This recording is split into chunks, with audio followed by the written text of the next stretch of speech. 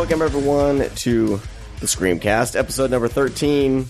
You guys have no idea what we've gone through to bring the show to your ear holes. I'm your host, Sean DeRager. Unlucky 13. Yep. And with me, Brad Henderson. Hi. And Brian Sauer. Hello. And today we are talking about Evilspeak. Evilspeak. You do it way much better than I do, Brad. I know. For those of you that don't know, I'm holding onto my microphone so you guys don't hear a buzz. That's how we do it up in here. That's how the entertainment business works, folks. Does it? I think so. I don't know.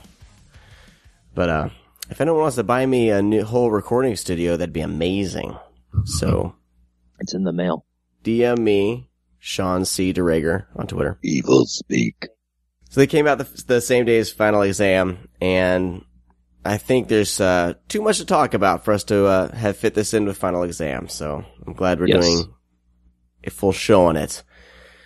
But we'll be talking about that in a little bit. But we want to start trying to give you guys like updates on news, Scream Factory announcements. There was a big one that dropped last week. And so we want to make sure you guys know what's going on with those and any future ones that we hear of, and as well as kind of let you guys know what's out on Blu-ray this week.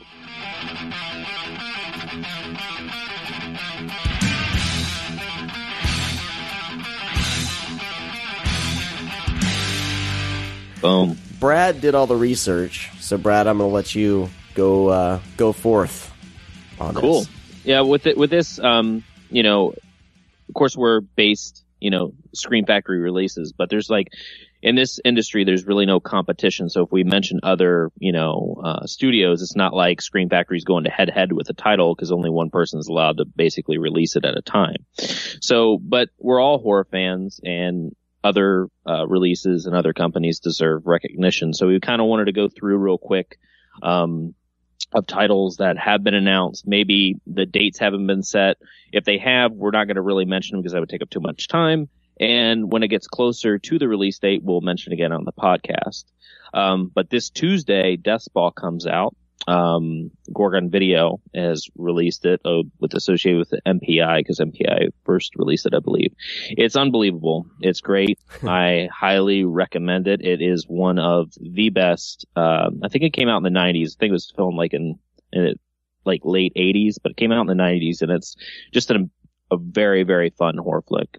It's a blast. It comes out Tuesday, along with Sleepaway Camp, which is a Scream Factory title, which goes without saying that you should purchase. I think Sleepaway Camp is kind of iconic. Doesn't need anything else. Recently from Arrow, released overseas, they announced Shivers and Killer Clowns from Outer Space, which there was a few other titles, but no horror. We're just trying to stick to horror. The big announcement from Anchor Bay and Scream Factory, collaboration here, is they're releasing every single Halloween film on Blu-ray. And you can pre-order that now. There's two versions. There's a 15 disc and a 10 disc. 15 disc has, the TV versions of, 1 and 2, which I highly recommend because they're fun. And also they're family friendly, I believe. And also there's the producer's cut of Halloween 6, and there's been some question of Halloween 6 kind of sucks, so why would I want that? Well, I'll tell you, I've seen a producer's cut, and it's fucking phenomenal. It's really good. It's a little gorier. The storyline changes a little bit. You kind of figure out who the guy that in part 5 is, that breaks kind of Michael out of prison, or whoever breaks Michael out of jail. But anyways, I highly recommend the producer's cut over, the theatrical one that was released.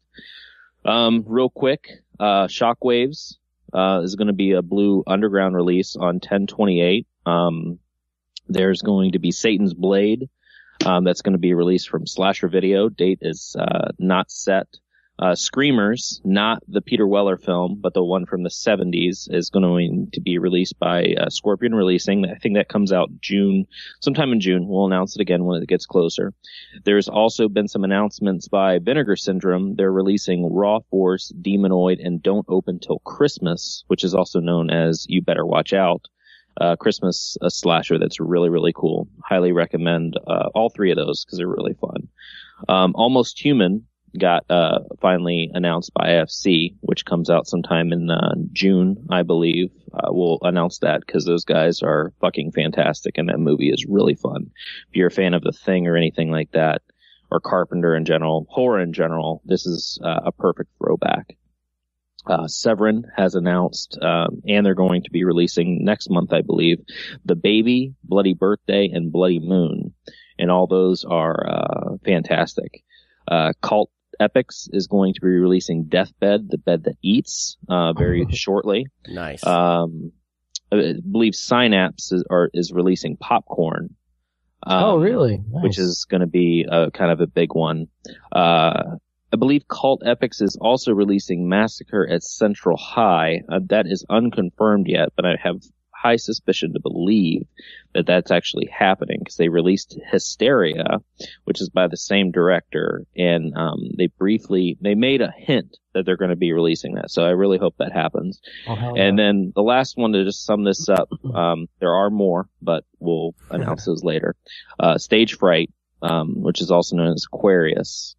It's basically, we actually talked about that. That was in my top slashers, last episode.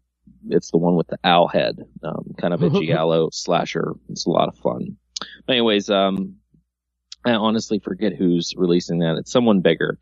But I'm very, very excited about that one. But that's it. Blu-ray breakdown. Nice. Exciting announcements. Yeah, those are great. I wanted to kind of hone in on a couple of them. The Halloween announcement is huge, but their decision to do two different versions, kind of like separates. I don't know who's gonna buy the 10 disc. You know what I mean? Like, what incentive do people have? Because the only people that are really gonna buy a box set of Halloween are Halloween fans. You know what I mean? And to kind of separate a theatrical and then a special edition just seems redundant to me. You'd think they would just sink their money into just the 15 disc. Yeah, well, I mean, you got to imagine that some people really don't give a shit about, because I've come across a lot of people that says, I don't want special features, I don't want this, I just want the movie. And I've heard that quite a few times. Even at conventions, people will say that they just want the movie. And it kind of shocks me because if there is like an alternate version, an alternate cut, I'm just curious. Halloween's a little bit bigger though, because there's, like it's equivalent. I compare it to Alien 3. I know a lot of people dislike Alien 3, but that director's cut that they put on there completely changes the movie for me. And yeah. I dig it a lot more. And I think people will dig the producer's cut a lot more. But I agree with you, Sean. Maybe it's kind of a business strategy to boost sales on the 15 disc. I don't know. Maybe? Yeah, it's kind of bizarre. But I'm just curious of who's doing what, because since it's a joint effort, I imagine Scream Factory's taking. My prediction is that Scream Factory is doing 2, 3, and they're going to be doing 6, 7, and 8. And then Anchor Bay is taking care of 1, 4, and 5, and Halloween's, Rob Zombie's Halloween 1 and 2. That's my prediction, because I've heard that Scream Factory actually got the rights to 6, 7, and 8, and we're going to do those individually. But then this thing came up, and that's where it went with kind of a collaboration with Anchor Bay. But that's my prediction. So, well, I'm excited. I can't wait to see the artwork. I think that'll seal the deal. I mean, I've already pre-ordered mine, of course. Me too. Same because here. It's limited edition, so I think Halloween 6 producer's cut, baby. Yeah, I think Shout Factory has sold out on their site of the limited edition version, but they're letting people know that through Amazon and other resources or other stores, people can still pre-order them.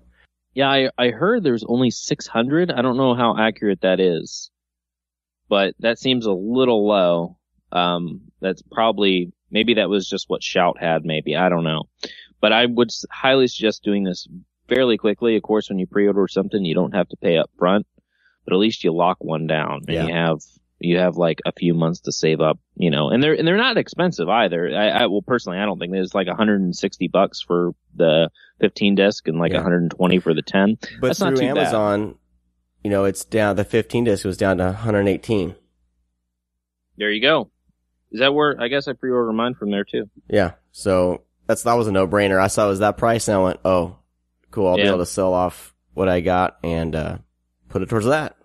Yeah, make sure you sell some of your the fucking Echo Creek. Was it Echo Bridge, right? I don't know. I got the Canadian versions, which were better. Oh yeah, I think Echo Bridge fucking released 6, and it's so shitty. Yeah. All right. Well, let's go ahead and jump into today's band. I think today's artist fits the show nicely with all the talk of Satanism and demons. And they're a band that actually Brad introduced to me. They're called Ghost. If you Google them, you have to do Ghosts or Ghost BC. Because I'm wondering if there's another band by the name of Ghost. I don't know. In the U.S., they go by Ghost BC. Okay. Over in other countries, they just go by Ghost. But Gotcha. they go by Ghost here, too. Gotcha. They are awesome. And I'm going to turn it over to Brad so he can kind of give us the skinny on this band. Yeah, when you're about to hear is a black metal band. But usually when people say black metal to me, I roll my eyes because it all sounds the same. There's like these elitists out there that do things, they like say, oh, if they don't record on some kind of fucking 65-year-old cassette player, it's not real black metal and it sounds like shit. Well, these guys, it's kind of a joke. People are in on it, of course. They want to do kind of a poppy black metal, and that's exactly what they did. And no one knows who they are. There's suspicions, that Dave Grohl produces the albums. He's known to be playing drums at live shows sometimes, so that's pretty cool. But I believe they're from Sweden, Norway area, and they have hit the charts over there, and now they're over here and they're blowing things up. And I saw them live, and they're excellent. They're very serious, but there is an underlying joke. Do these guys really kind of believe all what they're singing, or is it just kind of have a good time? They're doing a passion they've always wanted to do, and they're doing it well instead of, I like black metal, but most black metal's shitty. I'll just admit it. But these guys sound really, really fucking good. So, we're about to play a song called Year Zero off their newest album. And, I hope you guys enjoy it.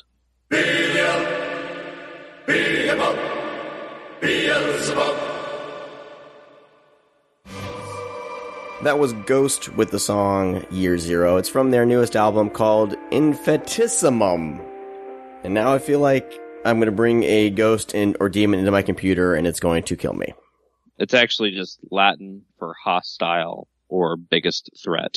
Look at you, smarty pants. Boom. So that's it. But yeah, it's they also have another EP after that they released shortly after their second album. Which is called If You Have Ghost, and they cover Rocky Erickson, If You Have Ghost, and they also cover ABBA. Nice. Yeah, they cover an ABBA song, I'm a Marionette, and live, they haven't recorded it, but they cover Here Comes the Sun by the Beatles, and it is fucking phenomenal. Wow. Whoa. I think they're definitely a band that I want to catch live at some point, because you've kind of tweeted out some pictures and stuff, and Yeah, I mean, I've never been to a show that was so loud but sounded so crisp and clear. Like every bass line, every guitar stroke, every, kick drum, bass snare, anything. Like you could hear every single thing. well, you know what that means? That means they lip sync. They're lip syncing the album. No, They're the black metal Britney Spears. no, because they'll cut in the middle of the song and just like start speaking or switch up. No, they're legit. Trust me. I'm suspect. Wait, Yeah. Suspicious. I'm not suspect. I'm not on. You're a I'm suspect not the one of lip being an syncing here. Suspect of being an asshole. Boom. Okay. Guilty. Touche. All right. Well, this week we are talking one of Scream Factory's newest releases, Evilspeak. Everyone's known a boy like Stanley Coopersmith. Evilspeak. He's the kid everyone used to pick on. Screwed up for the last time, Cooper Dick. You see, everyone thought Stanley was a joke. An outcast with no one to turn to. You guys broke my catapult. You're gonna pay for that. No one except man's most advanced machine. Stanley used the power of man to call on the powers of evil. I, Stanley Cooper Smith, command you! Oh my God. And all hell broke loose. Evilspeak. Mm-hmm. So Evilspeak stars Clint Howard, R.G. Armstrong, and some other people. And it was directed by Eric Weston. Eric Weston, who also approved the transfer and was supervisor during the transfer of this, believe it or not. I wonder if you have any insight to this, Brad, about transfers, because recently there's a couple releases that I've heard some people bitching about the transfers on these. And if this is supervised by the director, do you think it's supervised like with the studio that owns the rights or whatever, and then it's just licensed to Scream, or is Scream actually footing the bill for some of these transfers? I imagine that they're doing the transfers themselves. I mean, that's the gist of it that I get. I mean, of course, the studio owns the rights. They may own the print. Somebody else might have the print. Who knows? Mm-hmm. But my thing is, if it's approved by the director, and the director is sane and not crazy or like, off his rocker, if he approves it, that's something, that's saying something. I mean, of course, they might not have a lot of, directors come in and approve the transfer. But I mean, a lot do. And I remember William Friedkin approved the Sorcerer Blu-ray, and then he bitched about the DVD being released, and he never approved that. Yeah. Why the hell would you release a DVD of Sorcerer anyway? Just stick it on Blu-ray and leave it alone. Like, who really wants to buy the DVD? Well, Eric Weston, supervised, it's not too often you see where it says supervision or, right.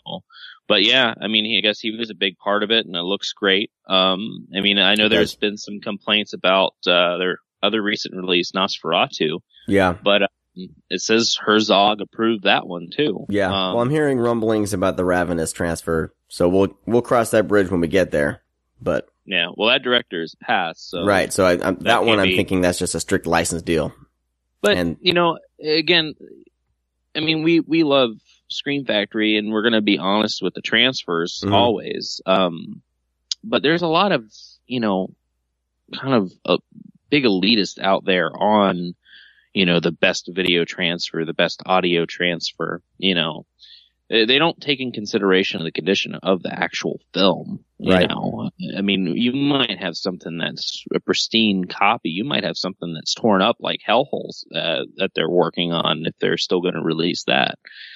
So don't be so hard on people. Try to get the backstory first before you go off saying it's all shitty, because it might be not the best, but it could, to you, but it could be the best, video transfer out there at this time. Yeah.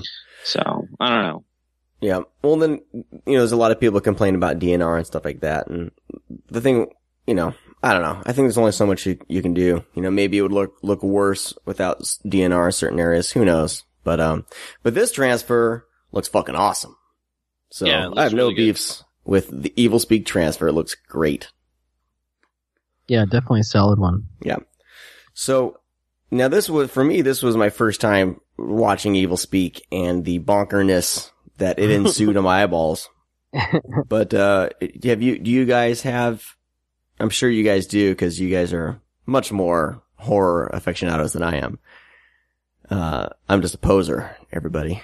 But, come on. But Brian, what's your, when did you first see Evilspeak? And, I think I saw it, I want to say 3 or 4 years ago. I don't remember. I remember Zach Carlson was playing it, played it, I think, a couple times at Terror Tuesday, at the Draft House when he was still programming there.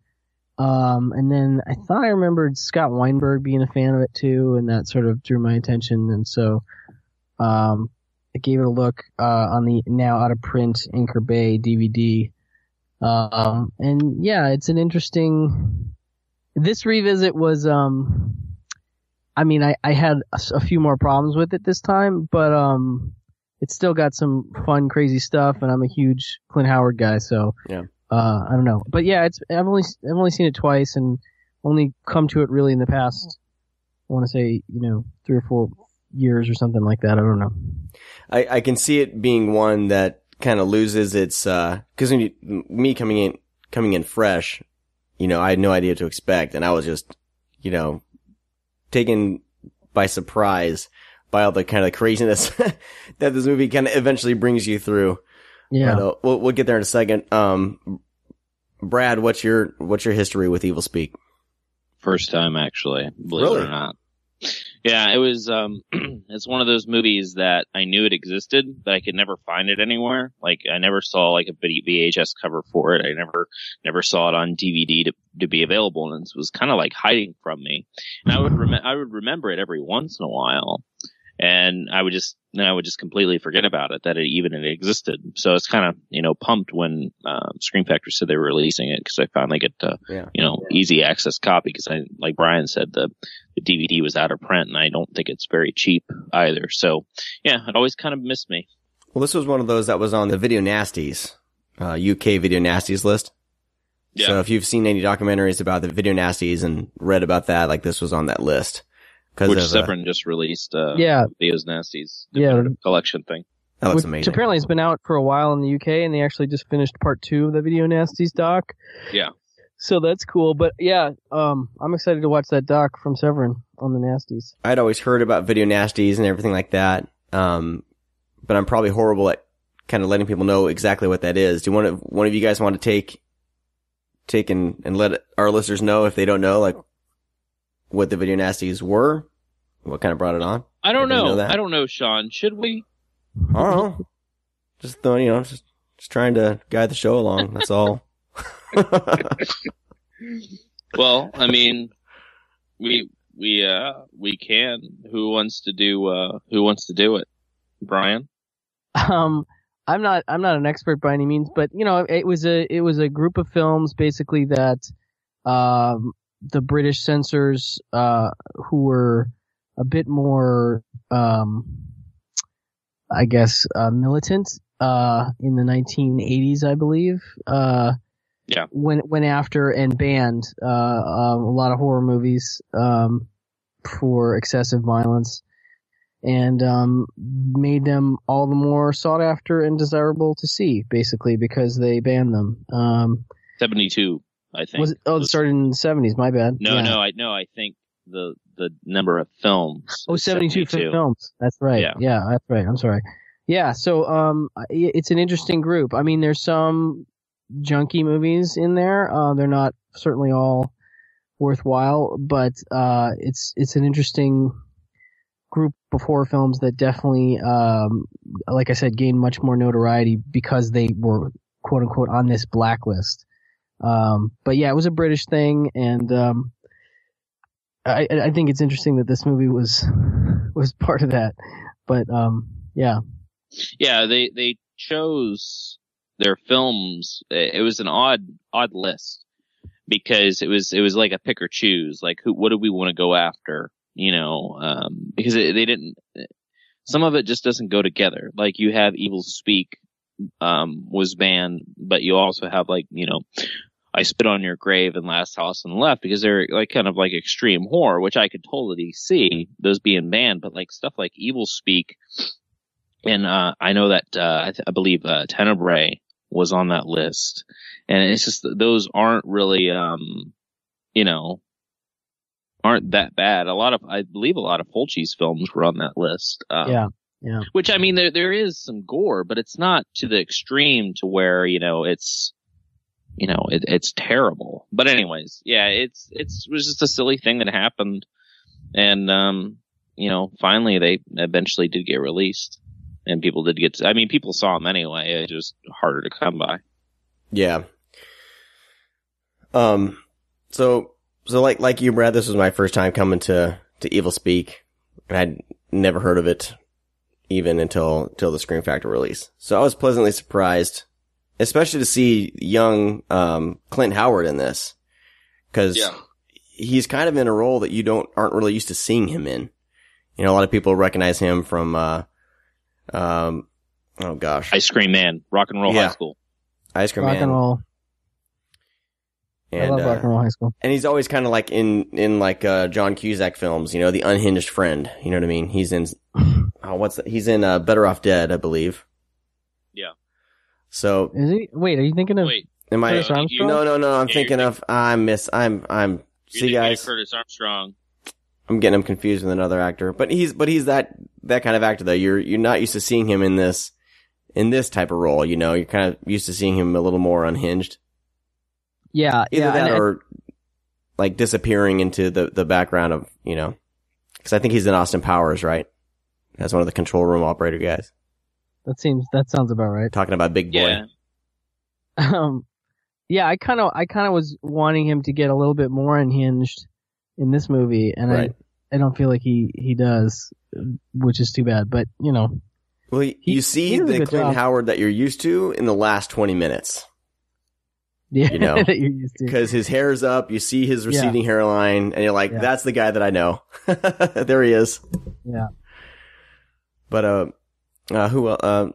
what did you guys think? Let's just talk about his character first. Like, what did you guys think of Clinton Howard in this movie?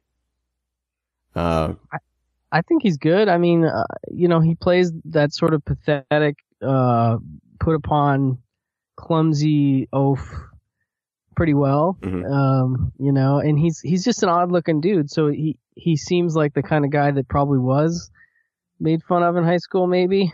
You know, I mean, I don't know. I don't know if his brother being as famous as he was would have been a detriment to him. Although he started acting when he was really young too, so it's not Yeah. like he wasn't. Yeah, I think he was like one of the voices in the fucking original Jungle Book or some bullshit, wasn't he?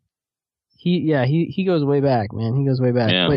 But he is just such an odd looking dude that it's an easy fit to see him kind of being really there's some rough stuff as far as the guys messing with him in this movie. And I think it kind of goes a little too far, you know, like almost like punishing, like the director or the screenwriter is really trying to drive it home that, you know, these people deserve what's possibly coming to them, you know? Yeah, I think it went on way too long with, because it was just like, you know, I'm cool with like, you know, the picking on him and everything, but it just like it kept going and there was no like, I wanted to know more about kind of his life. And, you know, they mentioned his parents a few times, but he never like really has like a monologue or speaks about himself. And that kind of bothered me a little bit. It was more or less just like, let's say awful things to this kid and do things to him that are kind of unspeakable. And, you know, I don't know. Well, that this was is the kind part of, I didn't like. Yeah.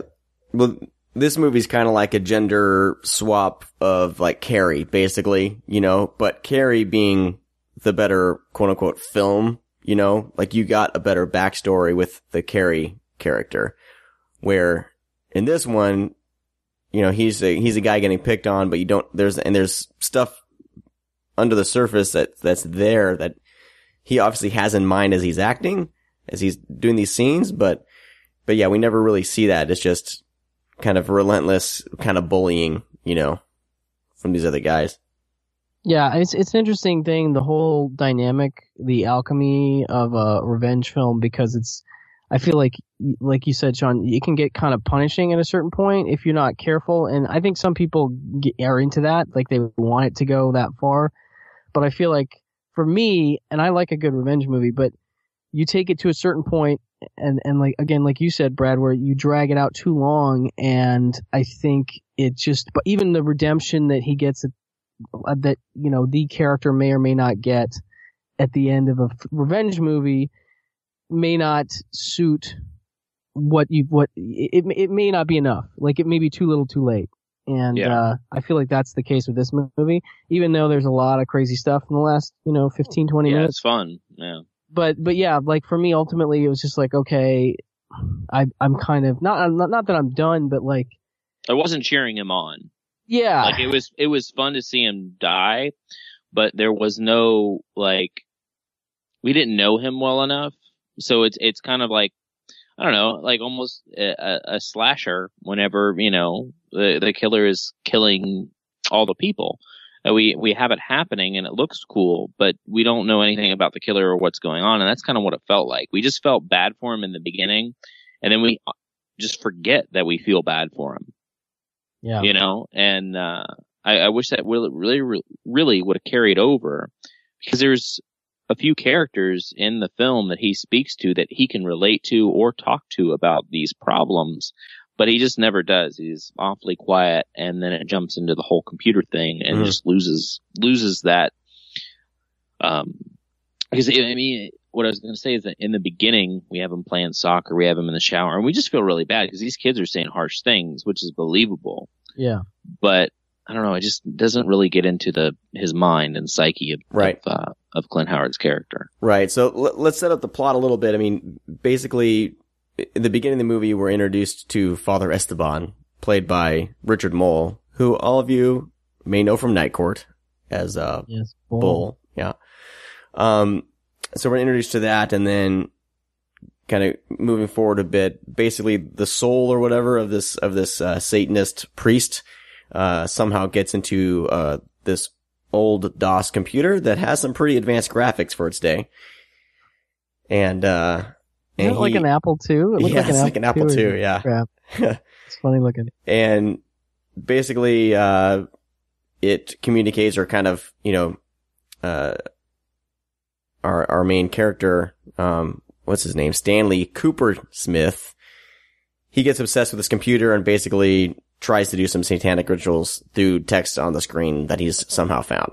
So that's basically the plot. But we don't really see, like, why is he so obsessed with this all of a sudden, so obsessed into the occult, We don't really have a full, there's no real drive for him to be as obsessed. Is there? Did you guys get that, or? Well, yeah, I did, but there's two things that sort of exemplify the spirit taking over.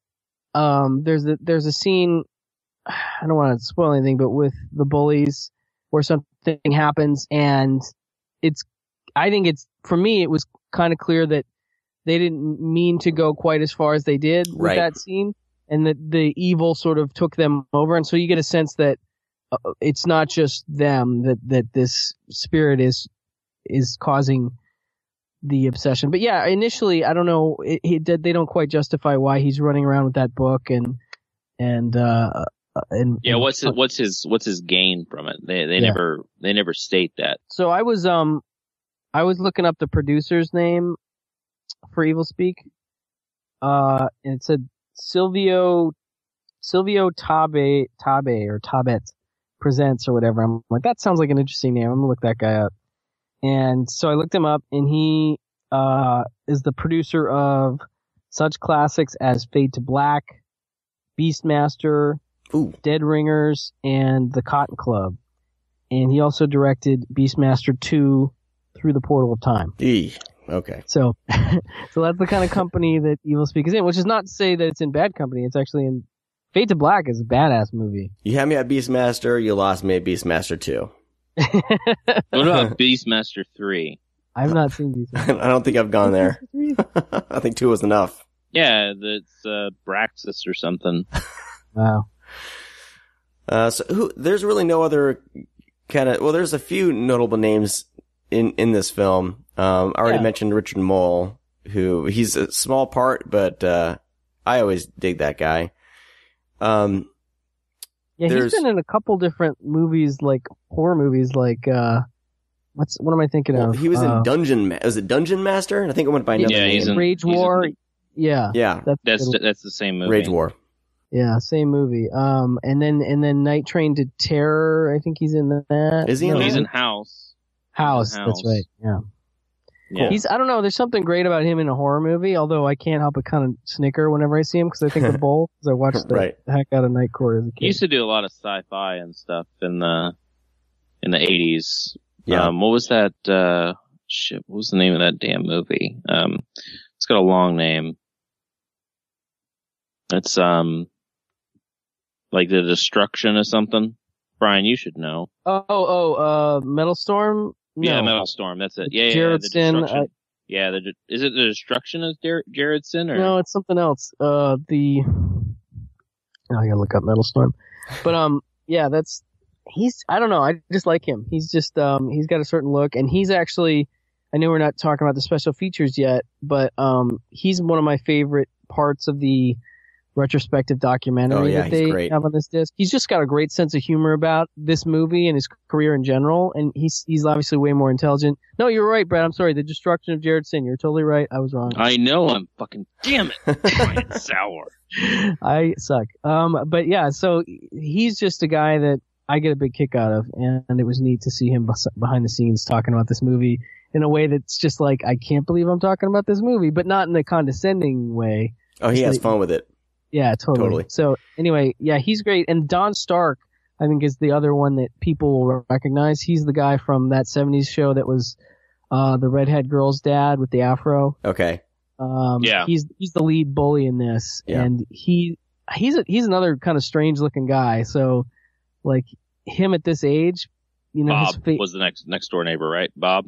Yeah. I think you're right. Yeah. Yes, that's right. Bob Penciotti. Boom. And then, ooh, nice. Yeah, he and Kurtwood Smith always hanging out. But so it was weird to see him so young in this and be such a dick, and he really plays it well. So and his name was Bubba. That's a great. Yeah, that's so a great. Unfitting. Yeah. Yeah. There's also R.G. Armstrong was in this too. He was in a bunch of old westerns. Yeah, he's like a cult. He's a cult actor. He's a guy that is in tons of movies. He was in like westerns with, you know, for Howard Hawks and westerns for Sam Peckinpah, and yeah, he just goes way back. But even Kincaid, I can't think of the actor's name, but he kind of plays the same character in Harold and Maude, which is one of my favorite movies. Oh yeah, totally. Yeah, he plays the one arm colonel in Harold and Maude. That's right. Yeah, no, I totally got that Harold and Maude vibe for a second too. It was like his uncle or something. Uncle Victor. Yeah, his crazy military uncle in Harold and Maude. Yeah, that's a great bit. Yeah, no, I like that guy, but I definitely know him best from Harold and Maude. And there's also character, one of the cook. He was in Godfather. Oh wow. Oh yeah, I watched that actually. Is that Joe Cortez? That, yeah. Is that Joe? I don't know. I can't figure out who exactly that was, but anyway, he's like recognized. Like he wasn't a huge part of Godfather, but he's recognizable. You're like, where do I know that guy from?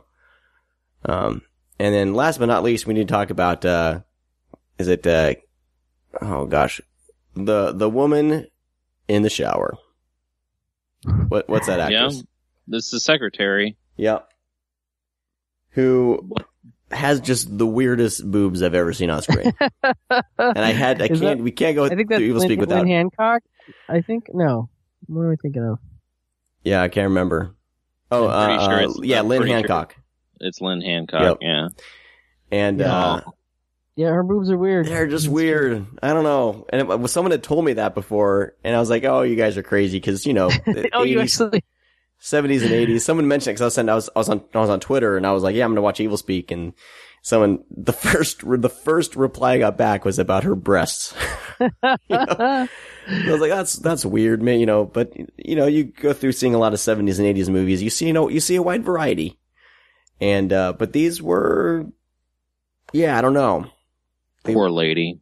I know, right? Like she looked good in lingerie, but once, I don't know. She was trying to give you pleasure, and then you're gonna diss her. That's a shame. Well, I mean, you know, I'm just saying. Shame. And it's interesting hearing her talk about how she got the gig, because she read in the script that there was a lot of nudity in that scene, and she was trying to kind of, I don't know, like she didn't really want to do all the nudity for some reason, but she, for the casting call or whatever, the interview or whatever you call it, audition, she wore like lingerie and she did a striptease. So that's how she got the gig. So, but yeah, I don't know. It's just weird. I don't know. Brad, you've seen a lot of nudity movies. Did you, how did you rate these breasts? No, I'm not doing that.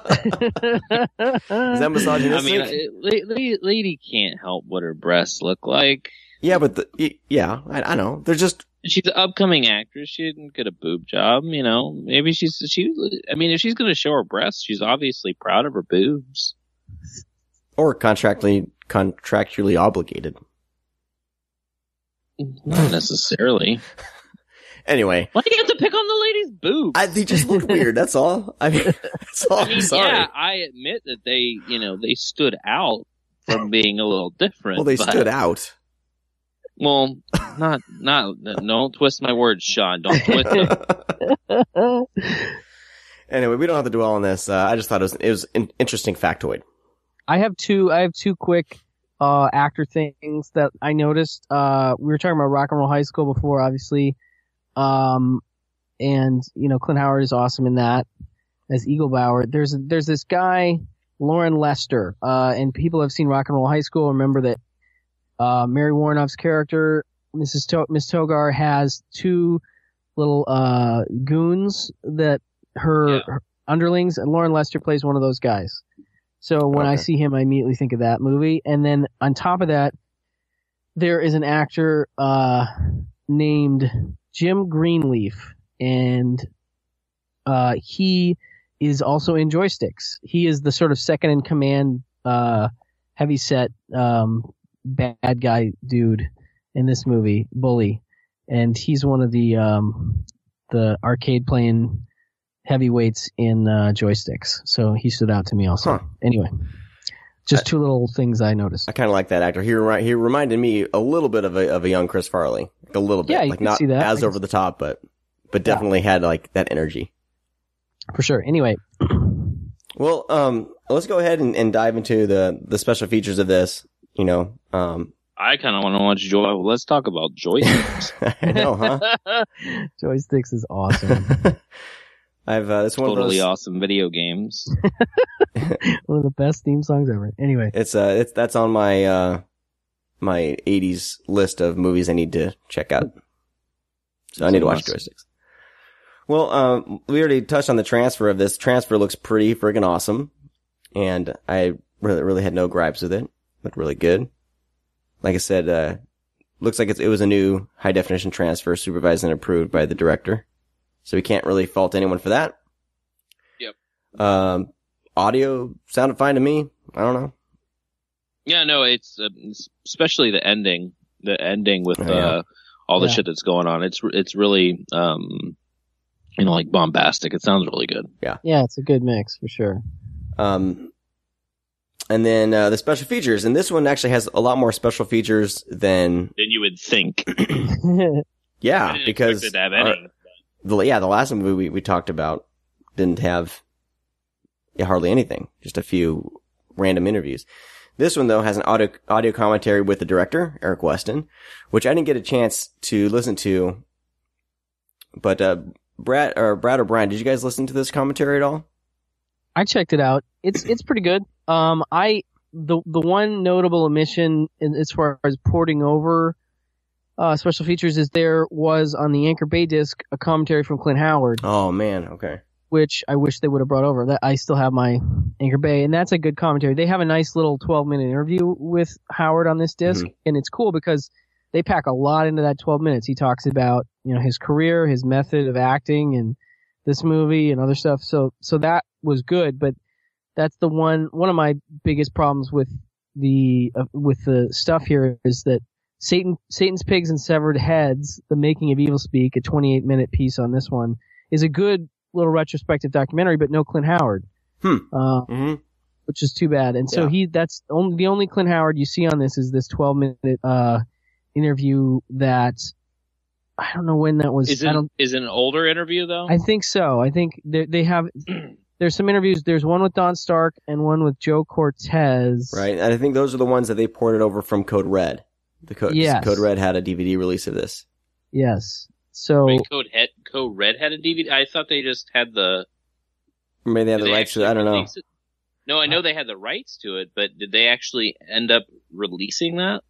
Maybe not, but maybe they were responsible. Is the only. I don't know, but I know there's an Anchor Bay, and I think it had those on it. Oh, did it? Okay. I have to double check, but yeah, obviously then they did their own retrospective thing, which is great, and then an effects piece with Alan A. Apone.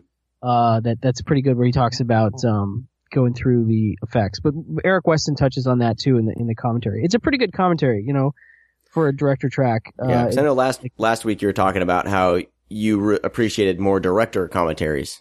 I do, and for the most part, I don't like actor commentaries unless it's somebody like Clint Howard. Then I'm interested, because he's just a dude that has some interesting stories and stuff like that. That's right. Yeah, it's a shame that that's not on here. And now that Anchor Bay and Scream Factory are in bed together a little bit, surprised. Yeah, it's too bad. I don't know if there's some kind of rights issue or something where you can't. It's not that easy to port things over, but it's a nice disc for a movie like this. Oh yeah.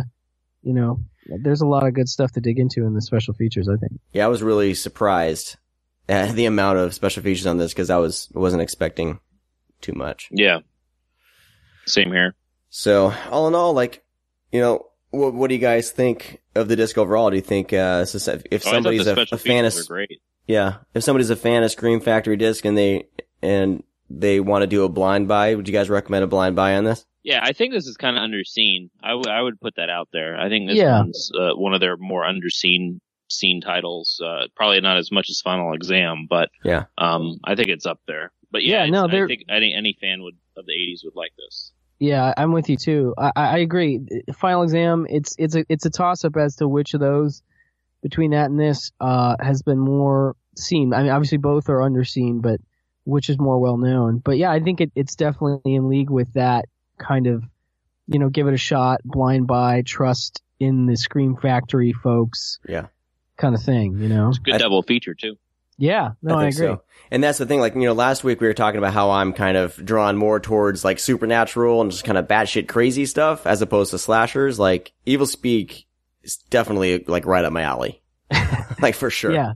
Yeah, you will not, there's no way that you watch the movie and it doesn't leave an impression, especially with the ending. Yeah. And I'd say give it a shot. It's one of those you need to kind of, if you feel yourself kind of waning in the middle of the film, wait it out, because there are some treats for you. Yeah. Yeah, definitely. Involving demon pigs. Good stuff with the pigs. Well, guys, let's go ahead and jump into our top 5/top 10, Brad, list. Today we're doing our top techno terrors. Crypt Keeper and shit. Dear God.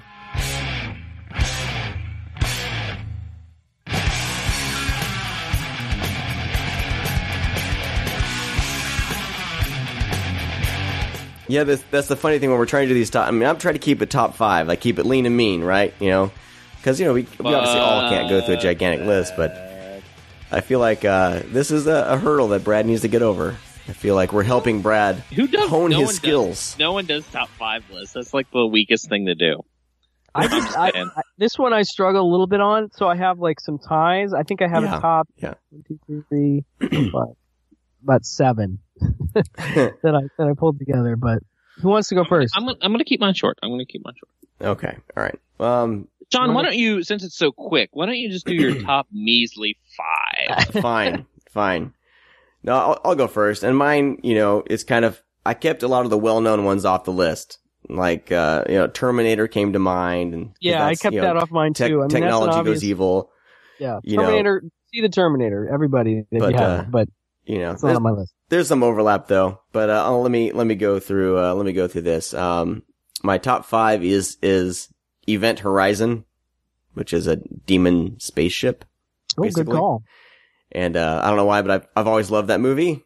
Rewatching it, I can see there's a lot of problems with it, but for me, it's still always been the best Paul W.S. Anderson flick. Mortal Kombat, duh. No, nope. But wait. You mentioned Event Horizon. Yeah. We didn't talk about our list beforehand, people, but Event Horizon? Yes. That's technology gone wrong? That fucking ship goes to hell. Exactly. That's technology gone wrong, to the nth degree. You went to hell and back. It accidentally goes to hell. Right, but it got possessed, just like the computer in Evilspeak gets possessed by, a satanic priest. Okay. All right.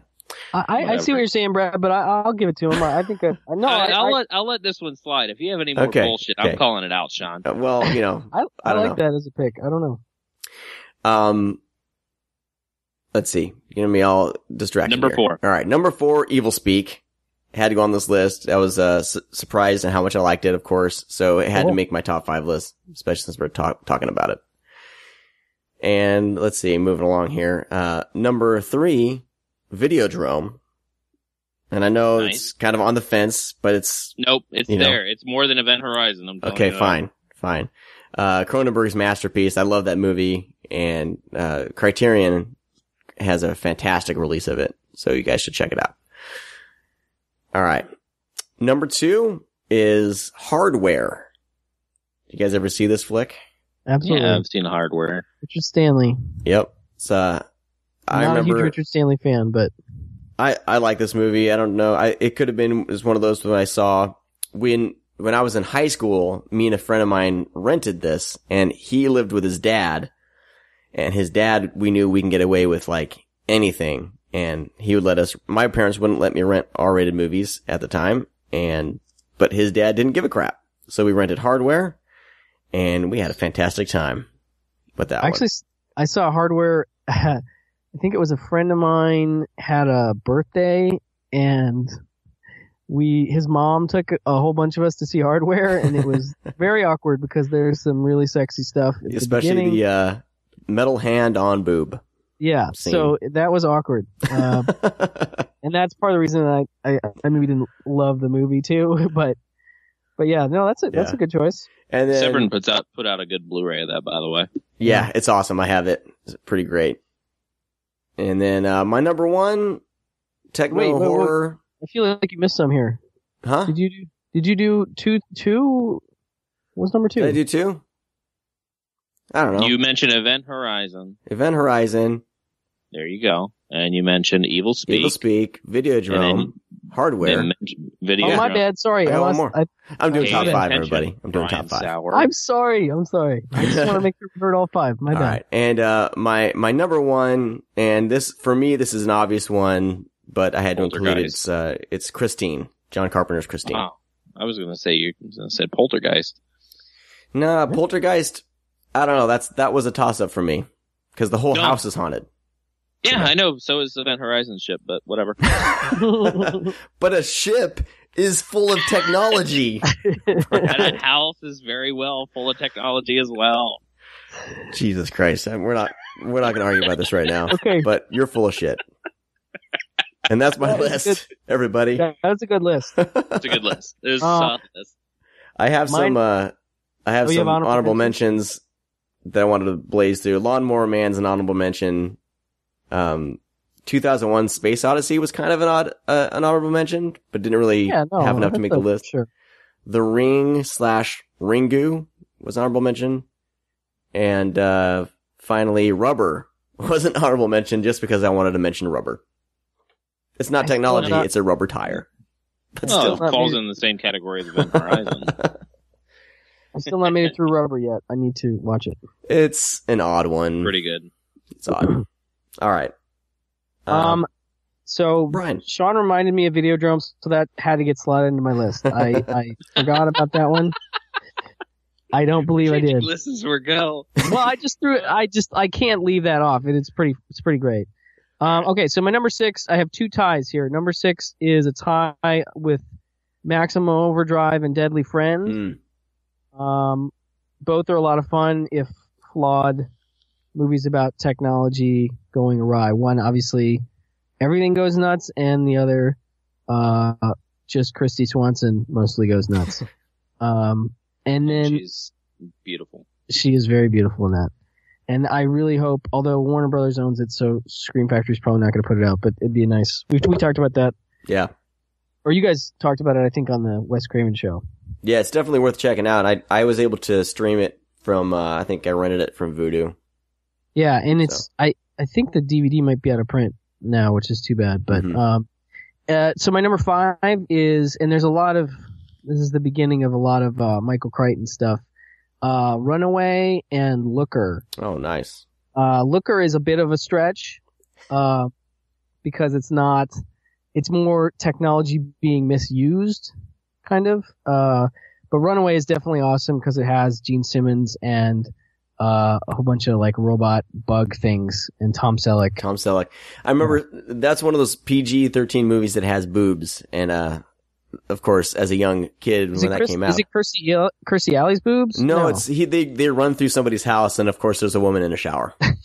That's awesome. I forgot about that. No, that's and that always stuck in my brain. I don't know. That's a really fun movie. I don't know if you guys have seen Looker, but it's like it's about the plastic surgeon thing, right? Yeah, plastic surgery, and then there's guns that do a cool thing that I don't want to give away if you haven't seen it. Man, I'll have to check that one. I haven't seen it. It's a fun. There's a really fun chase scene. Anyway, number 4, Chopping Mall, aka Killbots, an absolute classic. Mm-hmm. I have the Killbots version of the poster, which is one of my favorite posters that I have. Number 3, Westworld, another Crichton. I've always just kind of been a big fan of that movie. The sort of proto Jurassic Park, vacation gone wrong, Yul Brynner totally fucking your shit up kind of movie. So that's a good one. And then number 2 is Videodrome, which Sean already covered, but which is definitely one of the best Cronenberg movies and a just amazing flick. And my number 1, also maybe a little bit of a stretch, but kind of not, Forbidden Planet. I'm a really big fan. I struggled with putting that one on my list. Yeah, I mean, it's tough because, it's sort of a misuse, of technology, so I'm pushing the edge, but I just it's one of my favorite movies, so I kind of always like to slot it in somewhere where I can. You've got Robbie the Robot is kind of, it's all Walter Pidgeon sort of misusing the technology of Robbie and the Krell technology, and anyway, like I said, it's a stretch, but I love that movie. People watch Forbidden Planet if you haven't, so that's my list. See, Brad doesn't give Brian any shit at all. See that, people? Do you see that? How he plays favorites? Well, I also talk really fast, so I try not to talk before Brad can interrupt. Yeah. Well, I have a lot to say about your list, Brian. I'm sure there's plenty of complaints, but let's just move right on your list. What's your list, Brian? All right. My I'm going to do honorable mentions first. Before we go into this list, technology, I can always it can be corny as hell when it becomes technology, and I enjoy it a little bit more sometimes. It's like the one genre, like the techno horror thing, that I can actually, let go without it bothering me of like how this is happening or what's going on. Just because it's fun. But, Terminator was on there. I'll just do that honorable mention because everybody kind of knows that. Mm-hmm. Yeah. That's White Noise, Patrick Luciere's flick. Okay. 2001, was on there. Brain Scan, was on there. Videodrome, Poltergeist, a Japanese movie called Phone. It's pretty cool. And One Missed Call. I actually like those, along with Pulse. And, my one that almost made my top 10 list was Stay Alive. If anybody remembers that, video game horror film from back in the day. I don't think I saw that. It's so goofy. Oh my God. It's I'm adding that to my list here. So, all right. So, my top, I I think it's actually top 11, probably. The Signal with AJ Bowen. I really enjoy that one. It's a movie based on radio frequencies and just frequency, not radio frequencies in general, but just any type of frequency. Mostly TV, headphones, stuff like that. Turns you into a crazy person. Chopping Mall, which was, on Brian's list. It's great. Lawnmower Man, which is on Sean's honorable mention, along with The Ring, the remake and the original. I dig both of those at different times. Yeah. They both do cool things. That's why I like them, the same. Maximum Overdrive and Christine, both car flicks that are on there. So those are now the ones that weren't on your guys' lists. Ghost in the Machine. Oh, I had that on. No, I had that I've written not down seen in my that. pile. I was sorting through. It's a favorite, of mine. It has been ever since I've been little. It's really goofy now, but it's still pretty badass. The Video Dead, just because I'm a big fan of, zombies. How did I not put that in my movie. How did I not put that in my honorable mentions? I suck. No, I don't know, Sean. I don't know why. Horizon, though. Dick Moss, The Lift. The Lift is pretty awesome. Yeah, that's one I've been meaning to see forever. I really want to see that. Yeah, he actually remade that movie himself with Naomi Watts. I forget. I don't know. I think it was just called Lift. Was it titled something else? Anyways, he remade his own movie a few years later. Pontypool, which was another one. Zombie infection, or I guess the zombie craze disease spreads through speech, which is pretty fun. And Demon Seed. Demon Seed. Yeah, that was my other one. What's Demon Seed about, Brad? It's on my list of, when I was doing this list, I saw it and I was like, holy shit, I need to see this movie. Yeah, well, it's released, I think Warner Brothers owns that. They released it. It's kind of like a supercomputer, that, like, its AI becomes obsessed with people, I guess you could say. Mm-hmm. And, the guy that creates it, his wife is kind of like the main one that's like computer, like, once. I just sneezed. Bless you. Thank you. But anyways, yeah, it's pretty intense. It's pretty fun. I like it a lot. Cool. I have two that I forgot that I have not. Oh, okay. Go ahead, Brian. I just want to call these out because they aren't on DVD and I have not watched them yet, but I really think people should seek them out, maybe. One of them is called Homewrecker from 1992. It's a Robbie Benson movie. The plot says a scientist reprograms his computer with the personality of a woman and names it Lucy. When the scientist gets back together with his estranged wife, Lucy, who has fallen in love with him, tries to kill the woman. So it's kind of a crazy house robot attack thing that Phil Blankenship turned me on to from. I think I've seen that. I bet you own that one. I almost guarantee you own that. The other one is called The Tower. It's a Canadian, I guess, TV movie from 1985, and it's basically another one that Zach Carlson, I think, is a fan of too. An office building security system goes after the employees to supply its energy. A shot on video horror that I think people fans of this kind of thing would like it. So anyway, sorry. Very cool. I want to throw those in my honorable mention category. Brad, is that your list or do you have more? No, that's it. Cool.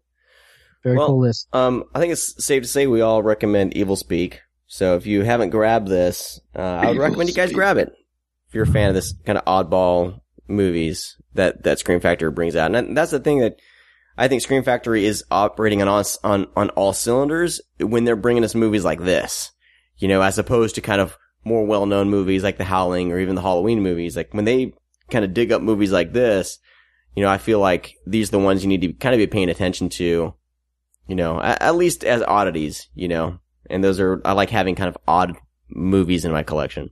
Yeah, no, I like that they sort of open up the conversation, by, you know, throwing this stuff out and the stuff everybody knows, because, you know, there's a lot of people that would never bother with something like this, except that, and we've talked about this before, except that Scream Factory sort of says, we like this too, give it a shot. Yeah. And I just like when they sort of, like I said, continue a conversation or start a conversation about an older film like this that needs to that can now find an audience a lot easier, I think. So. Yeah. Yep. Well, that's going to do it for this episode. I think we talked Evilspeak to death, and we recommend it. You can find the show over on the internets at thescreamcast.com. You can find us on Twitter, Scream_cast. And on those websites, you will find links to us, our personal Twitters. Unless I'll open up to you guys. Do you guys want to give out any internet information on yourselves or not? My Twitter handle is Brad F. Henderson at twitter.com/_Screamcast. Okay. Brian. I am Bob Freelander on Twitter, and I have a little blog called Rupert Pupkin Speaks. People awesome. Can look at it. And you can find us on nerdly.co.uk. They're all caught up, everybody. They are all caught up. I applaud them. Where's my sound effects? I forgot to bring up my sound effects today. That's better. That's fine. But they're all caught up, and if you're a fan of nerdly.co.uk, you can find us over there. And I would recommend that site. Check them out. Read their stuff.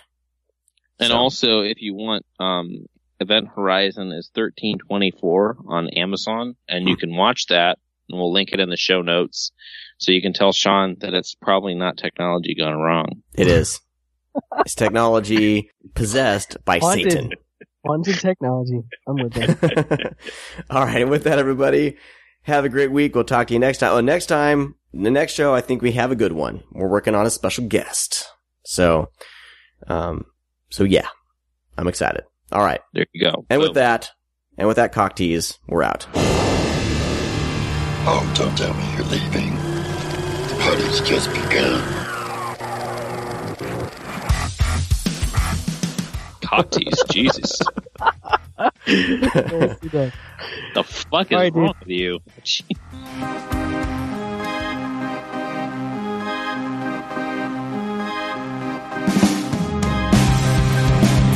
$1 million headphones. There's no such thing. I'm sure there's somewhere. There's like $200 headphones. Well, I'm sure they're diamond encrusted. Yeah, Sean, why don't you read a book? A book about $1 million headphones. We'll get right on that. Headphones price guide. Come on.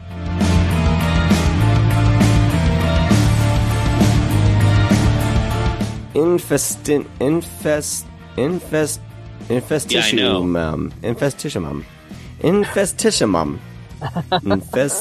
Infestissimum.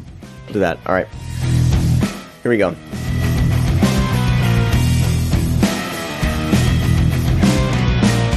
What was that, Brad?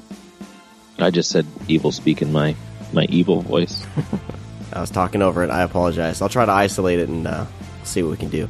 It's okay. Fuck you, Sean. Okay, thanks.